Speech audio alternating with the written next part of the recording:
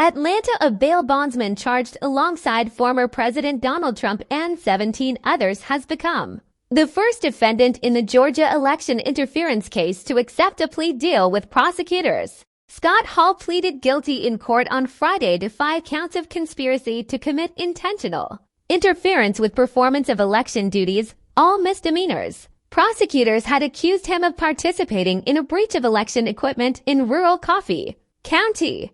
He will receive 5 years of probation and agreed to testify in further proceedings as part of the deal. Hall is one of the lower-level players in the indictment filed last month alleging a wide-ranging scheme to overturn Democrat Joe Biden's presidential victory and keep the Republican Trump in power. But the plea deal nonetheless is a major development in the case and marks a win for Fulton County District Attorney Fani Willis as she pursues a historic racketeering case against a former president.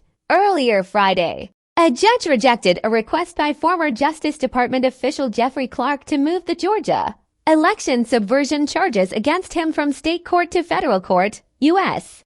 District Judge Steve Jones said he was making no ruling on the merits of the charges against Clark, but he concluded that the federal court has no jurisdiction over the case. He said the outcome of the case will be for a Fulton County judge and trier of fact to ultimately decide. Jones had earlier rejected a similar request from Trump White House Chief of Staff Mark Meadows. He is weighing the same question from 3 Georgia Republicans who falsely certified that then-President Donald Trump won in 2020. The practical effects of moving to federal court would have been a jury pool that includes a broader area and is potentially more conservative than Fulton County alone, and a trial that would not be photographed or televised, as cameras are not allowed inside federal courtrooms. But it would not have opened the door for Trump if he's reelected in 2024, or another president to issue pardons, because any conviction would still happen under state law.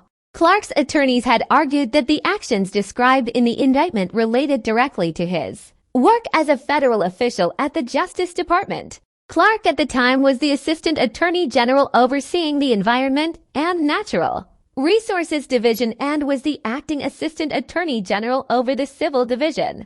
But the judge said Clark provided no evidence to show that he was acting within the scope of his role in the Justice Department. When he wrote a letter in December 2020 claiming the DOI was investigating voter irregularities. To the contrary, the evidence before the court indicates the opposite. Clark's role in the Civil Division did not include any role in the investigation or oversight of state elections, Jones wrote.